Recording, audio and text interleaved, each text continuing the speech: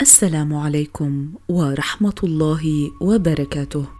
أنا معكم رغد مأمون في الحلقة 20 من بودكاست أنا سوريا. في الحلقة الماضية تحدثنا عن أسرة حافظ الأسد، عن قصة زواجه من أنيسة مخلوف ودورها في تثبيت حكم زوجها، وكيف فرضت ابنته بشرى زواجها من آصف شوكت على العائلة وساهمت في منحه نفوذا واسعا، وعن تهيئته لابنه باسل لاستلام الحكم، وكيف أصبح بشار الأسد بديل أخيه بعد وفاته.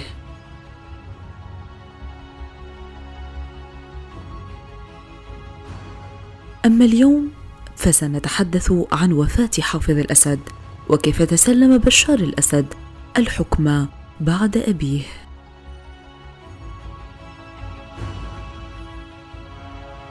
فكما ذكرنا في الحلقة السابقة، بعد مرض حافظ الأسد بدأ يفكر بتحضير ابنه باسل وتهيئته من أجل أن يورثه سلطة الحكم، فراح يلمع صورته على كافة الأصعدة الداخلية والخارجية.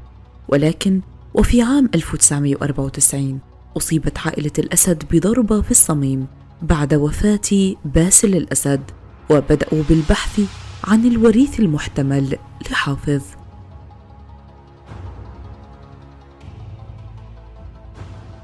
كيف تم اختيار بشار كوريث للحكم؟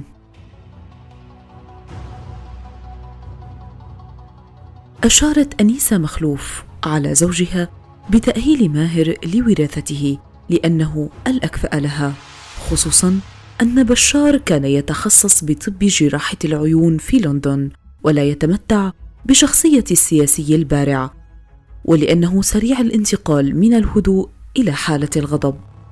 لكن حافظ فضل بشار لأنه الأكبر، وطلب منه العودة إلى سوريا سريعاً، وقد ناصره في هذا الرأي ابنته بشرى لأن علاقتها بماهر ليست على ما يرام. وفي المقابل لم يكن ماهر مكترثاً للأمر لانشغاله بالمال والملذات، وتفضيله أن يكون بشار في الواجهة بينما يكون هو الحاكم الفعلي على الأرض.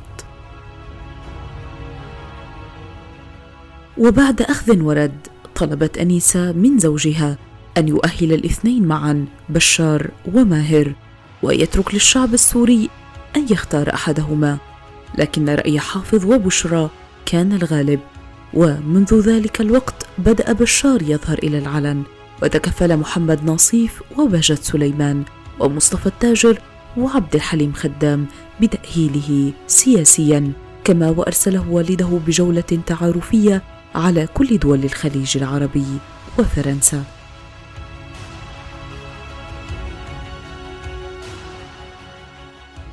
فمن هو بشار الأسد وكيف تم تحضيره لتولي السلطة؟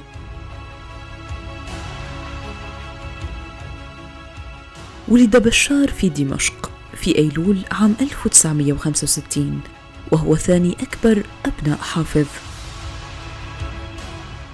في عام 1988 تخرج بشار من كلية الطب، وبدأ العمل كطبيب في مستشفى تشرين العسكري في ضواحي دمشق، وبعد 4 سنوات استقر في لندن لبدء تدريب الدراسات العليا في طب العيون في مستشفى ويسترن للعيون. خلال فترة عمله في لندن تم وصفه بأنه رجل تكنولوجيا المعلومات المهووس.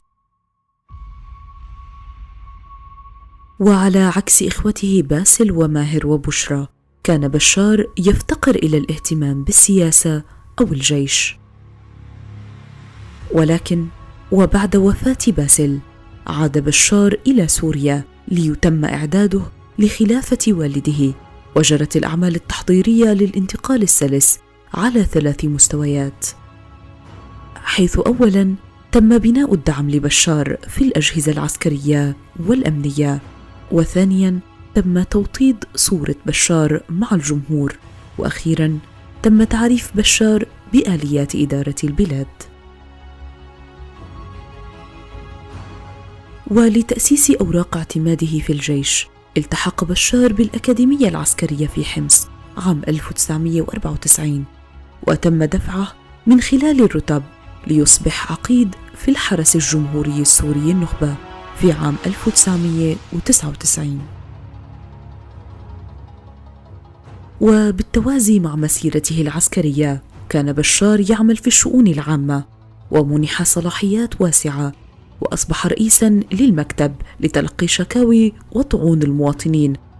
كما أصبح بشار رئيساً لجمعية الحاسب الآلي السورية، وساعد في تقديم الإنترنت في سوريا، مما كرس صورته كمحدث ومصلح. وفي عام 1998 تولى بشار مسؤولية ملف لبنان الذي كان يتولاه منذ السبعينات نائب الرئيس عبد الحليم خدام.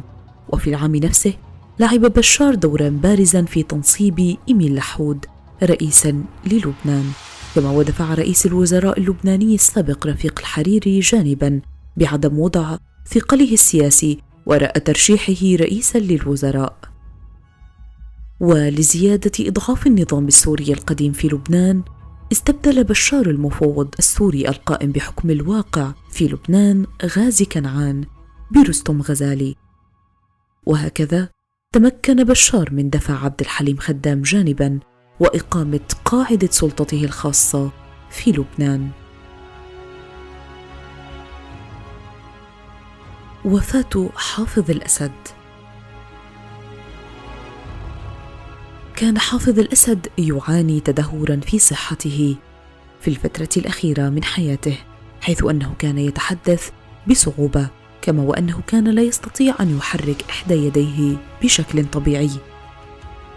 وكان قد أصيب بنوبة قلبية منذ سنوات، كما وكان يعاني من مرض السكري ومن مشاكل في القلب ونوع من سرطان الدم.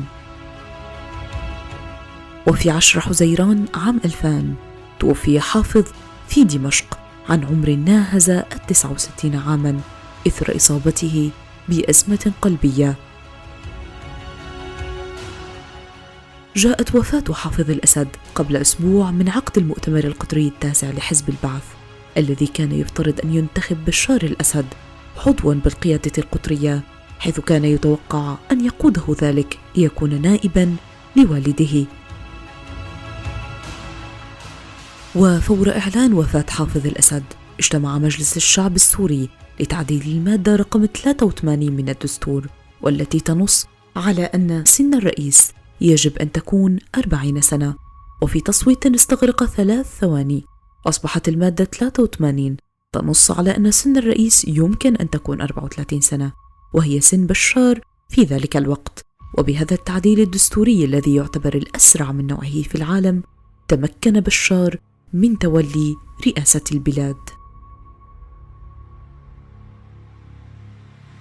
وأصبح بشار الأسد القائد العام للجيش والقوات المسلحة السورية، ورئيساً لجميع الأجهزة الأمنية، ورئيساً لحزب البعث الحاكم، ورئيساً لمجلس القضاء الأعلى، وله الحق في أن يحل مجلس الشعب، وأن يعين رئيس مجلس الوزراء والوزراء، وأن يقيلهم متى شاء.